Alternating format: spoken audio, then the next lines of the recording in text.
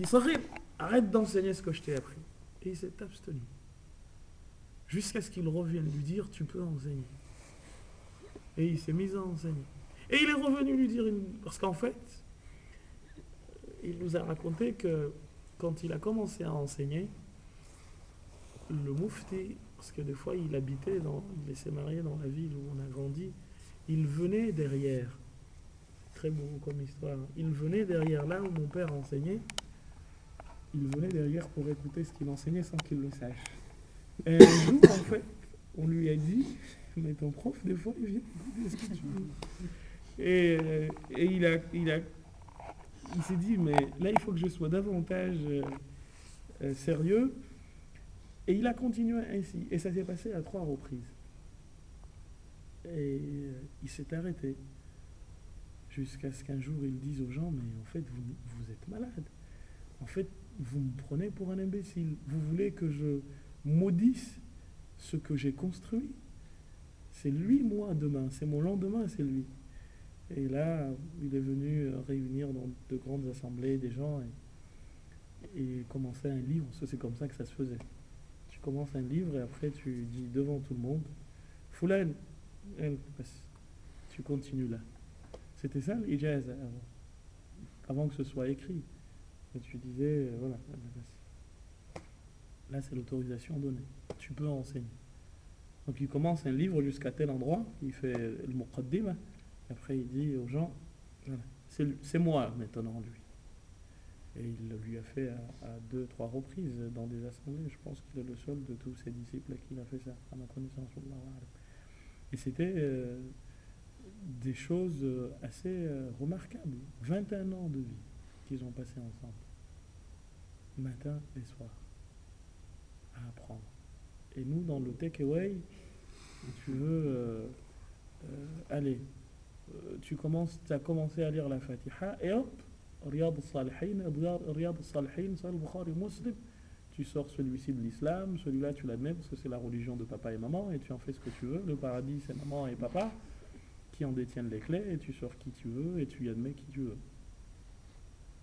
Qu'est-ce que vous voulez? Ça c'est un des signes de la fin du temps, de la fin des temps. Le prophète a dit que les savants il n'y en aura pas jusqu'à ce qu'on soit obligé d'aller demander à des ignorants. Et quand vous regardez même l'enseignement universitaire maintenant, tu te rends compte que ça n'a rien à voir en fait. Mais strictement rien à voir. Sur le plan religieux, ça n'a rien à voir avec ces gens-là. Parce que tu commençais un livre, essayez de vous imaginer un peu. Tu commences un livre en disant Bismillahirrahmanirrahim, Alhamdulillahi Rabbil Alamin, jusqu'à la dernière ligne, c'est ton prof qui te l'apprend. Et des livres comme ça, tu en apprends 100, 200, 300, 400. Donc c'est loin du takeaway. Donc tu passais des années et des années. Et tous les jours. Et l'enseignement universitaire, on prend quelques bribes par-ci, quelques bribes par-là, et basta. C'est comme ça que ça se faisait. Et ce livre-là, l'avantage, il est autre. C'est que le livre, par exemple, quand nous, on apprenait le fiqh, on commençait, nous, selon la méthode yéménite, donc il y avait un livre dont l'auteur était inconnu. Irshad al-Ibad. Mais les Comoriens l'appellent Bab. Et c'est un condensé où il y a quelques pages, où il y a Tahara et Salah.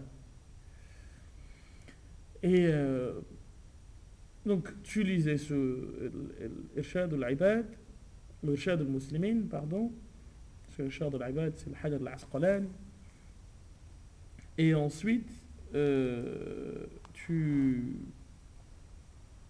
passais un condensé de l'imam al-Ghazali qui s'appelait Al-Risala al-Jami'a.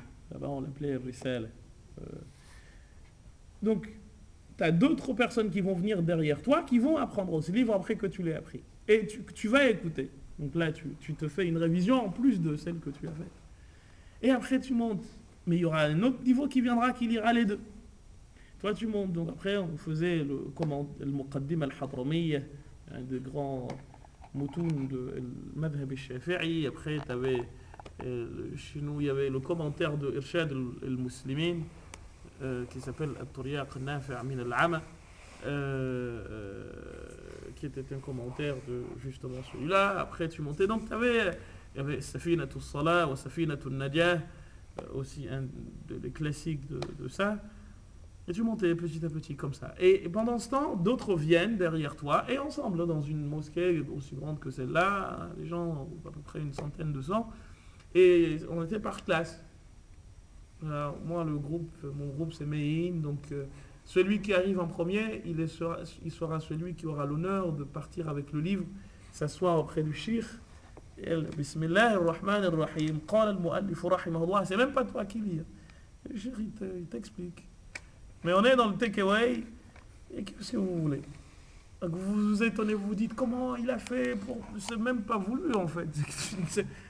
On te rabâche la même chose aujourd'hui, demain, et forcément tu vois des choses que tu n'avais pas comprises avant.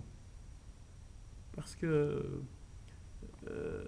en fait, comme le dit l'imam al-Suyuti dans son livre Al-Ashbah wa al-Nazair al-Fiqhiyya, Al-Ashbah wa al-Nazair dans la grammaire, dans l'introduction, il dit cette science-là ne peut pas s'apprendre avec des laou.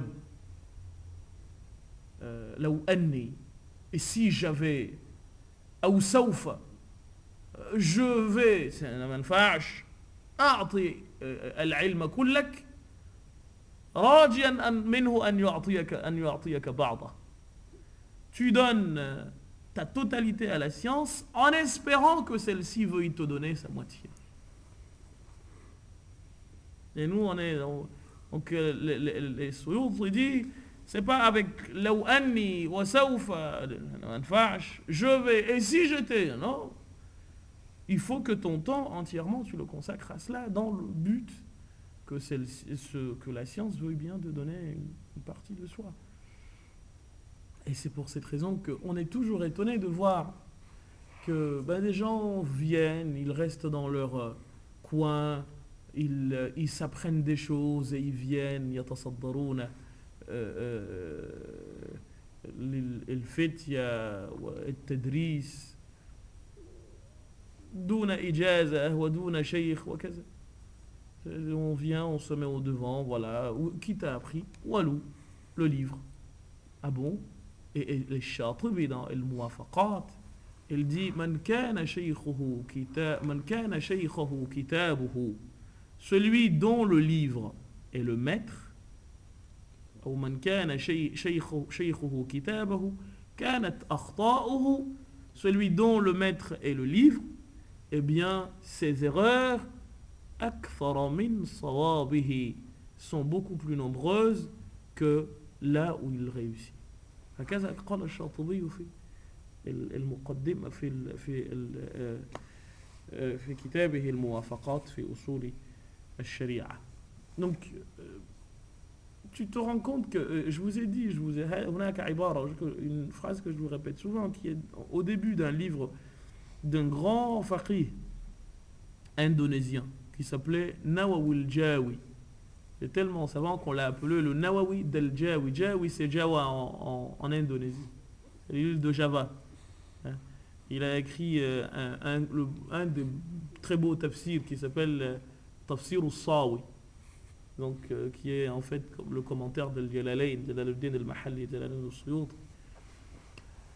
Et il a écrit entre autres livres un livre qui s'appelait Bahjatul Wasa'il, qu'on apprenait également dans les livres de fiqh parmi les mutawassitat.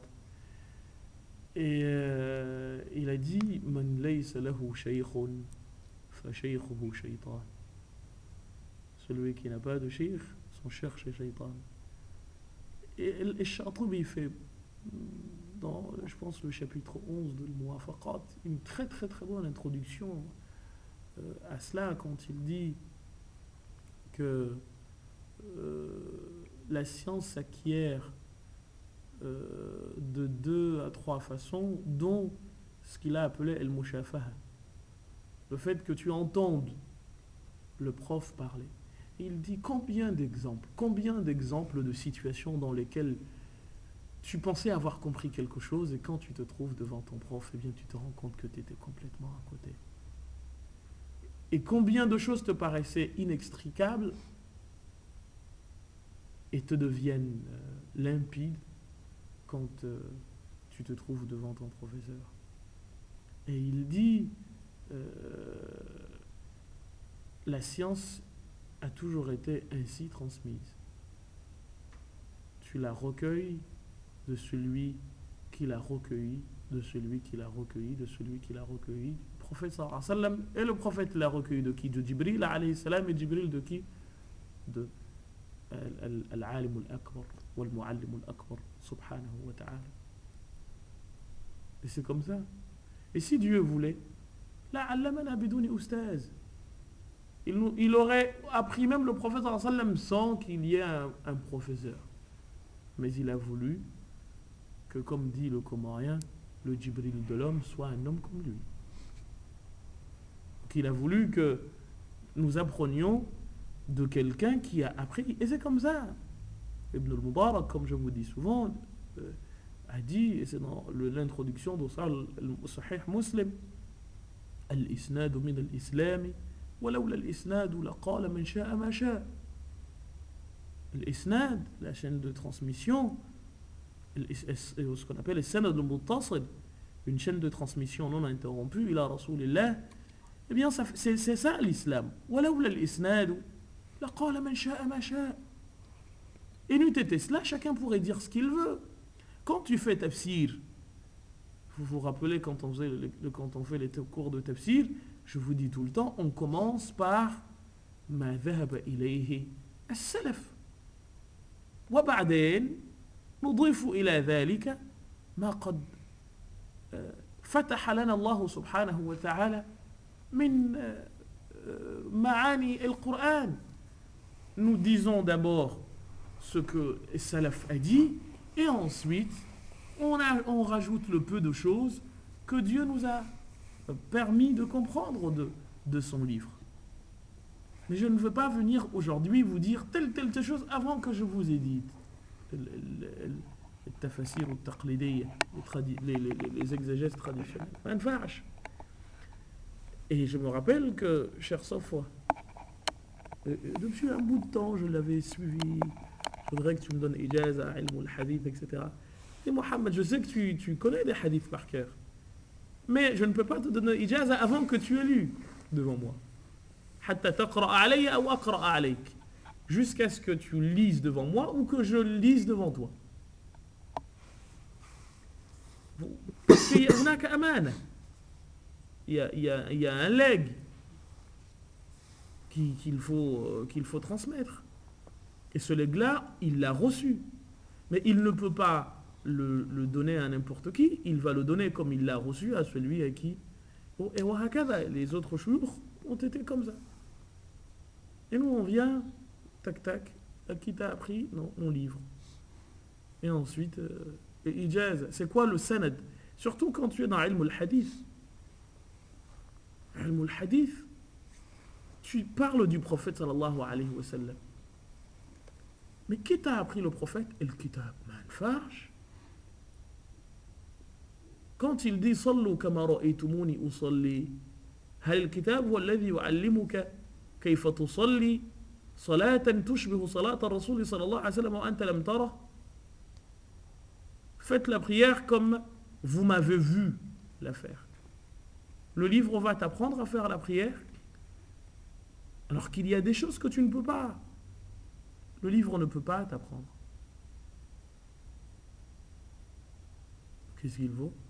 يجب عليك أن تقرأ على من قرأ على من قرأ على من قرأ على من قرأ على من قرأ على من قرأ على من قرأ أو يجب عليك أن ترى من رأى من رأى من رأى من رأى من رأى من رأى من رأى رسول الله صلى الله عليه وسلم. C'est ça qui est problématique aujourd'hui. Mais qu'est-ce que vous voulez qu'on fasse? Take away. C'est très simple. Mais vous les entendiez, ils passaient des années et des années aux côtés de leurs profs. Et devant leurs profs, ils ne peuvent même pas parler. Ils ne pouvaient même pas parler. Tu parles de quoi? Jusqu'à ce qu'ils te disent, tu peux. Mais quand ils sont là, tu leur demandes, est-ce que j'ai le droit de prendre la parole? Est-ce que je peux parler? Mais c'est pas l'habitude en fait. Moi personnellement, on m'a souvent demandé de... Je dis non, jusqu'à ce que je leur demande, est-ce que j'ai le droit? Parce qu'il faut distinguer, je peux être éloquent plus que celui qui m'a enseigné, mais ça ne veut pas dire que je suis beaucoup plus savant que lui. L'éloquence est une chose, le savoir en est une autre. C'est pas deux choses qui sont forcément réunies en une personne. Mais comme le dit As-Suyuti dans l'introduction de l'Ashbah wa al-Nazair, il n'est pas impossible pour Dieu de réunir toute la science en une personne. Il voulait parler de lui, en fait. Parce que Allah subhanahu wa ta'ala lui avait donné des facultés surhumaines, donc il pouvait écrire dans tout. Il a écrit plus de 700 bouquins, certains ont dit 1000. Donc, d'ailleurs, il a dit, parce que quand il a écrit Al-Ashbah wa al-Nazair, des gens l'ont accusé de plagiat sur Ibn al-Subki. Et il a voulu se justifier pour leur montrer que c'était pas vrai. Et il a écrit un bouquin qu'il a intitulé Al-Fariqu bayna al-mu'allif wa al-sariq. La différence entre celui qui fait du plagiat et entre le vrai écrivain et le voleur.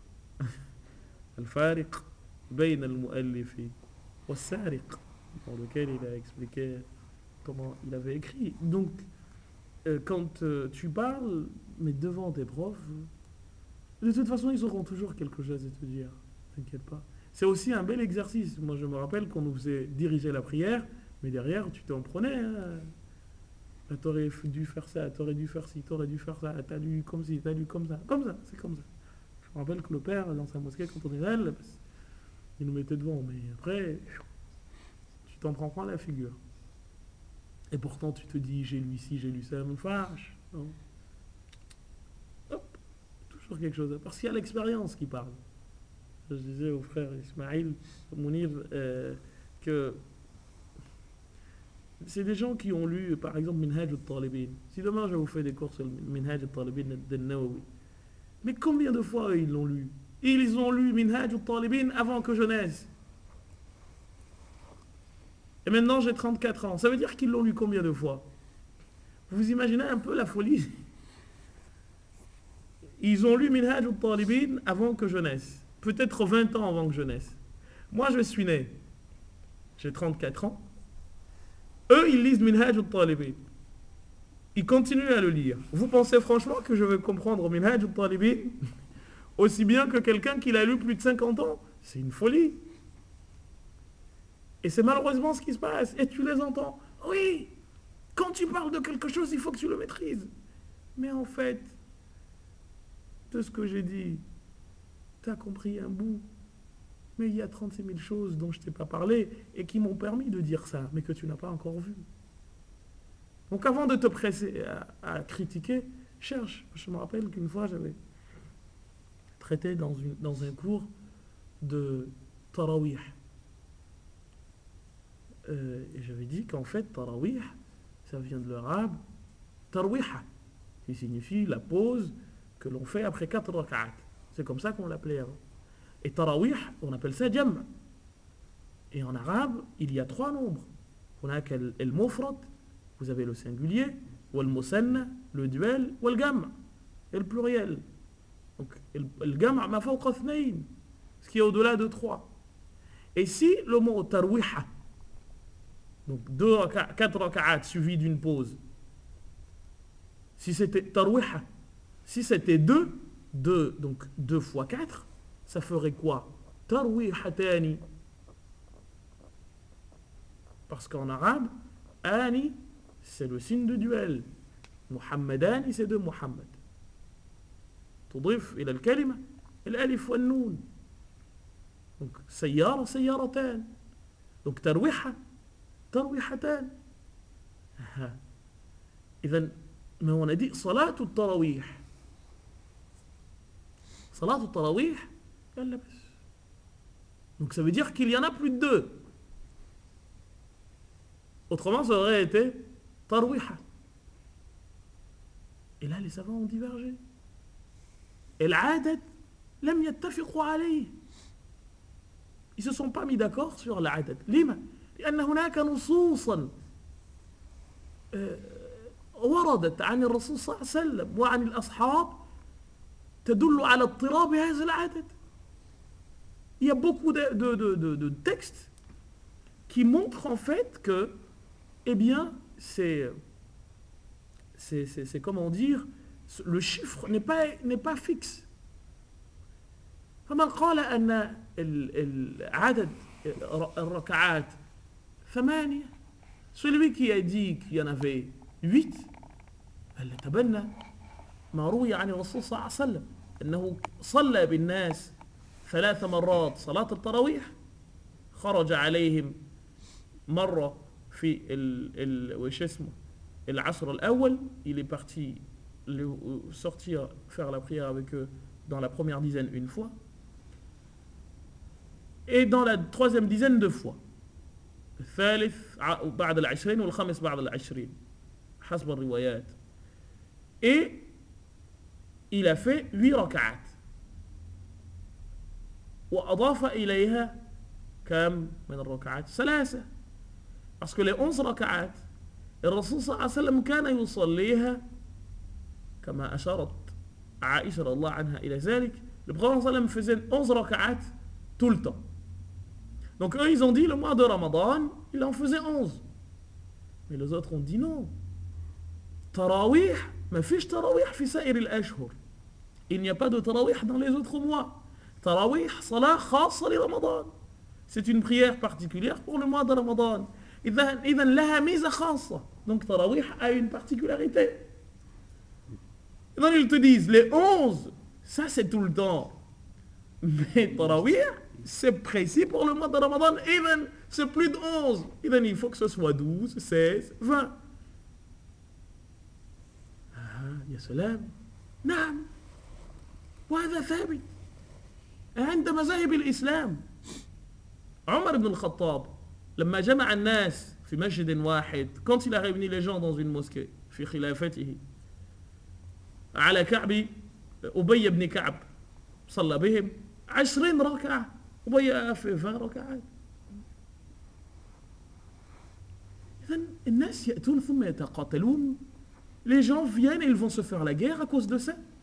حتى أتى الخليفة الخامس عمر بن عبد العزيز الأموي قال لا نحن نصلي 36. Il dit on va en faire 36. Et là, c'est aussi une belle réponse à ceux qui parlent de bid'a, bid'a, bid'a. C'est Omar ibn Abd al-Aziz al-Amawi. Pourquoi il a dit on fait 36?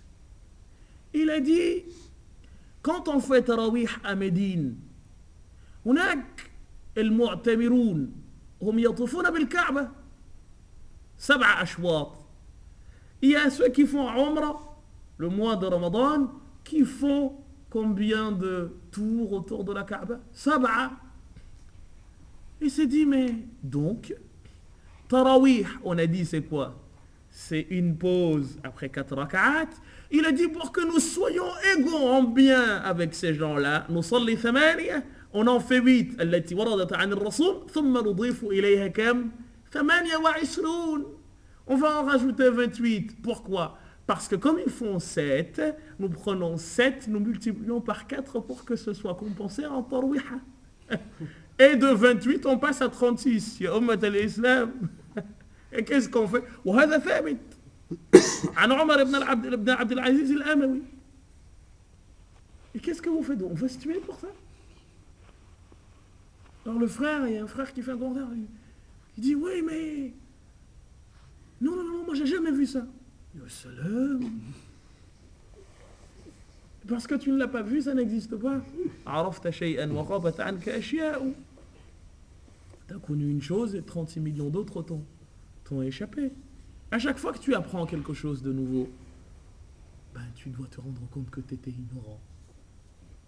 Et à chaque fois que tu apprends quelque chose de nouveau, tu dois te dire, mais qu'est-ce que je suis ignorant du reste? Et dire, non, non, non, non, non, non, c'est comme ça, il n'y a rien à faire. Ya salam. Combien de livres tu as lus? Combien de livres tu as lus sur cette question? Et c'est là où en fait la bêtise des gens se trouve. C'est que tu lis un avis et tu penses que l'islam inhasara fi fikra wahida ou fi fatwa wahida ou fi kalam wahid. Tu penses que tout l'islam est dedans. Et tu vois la personne qui dit Rawa al-Bukhari, ya salam.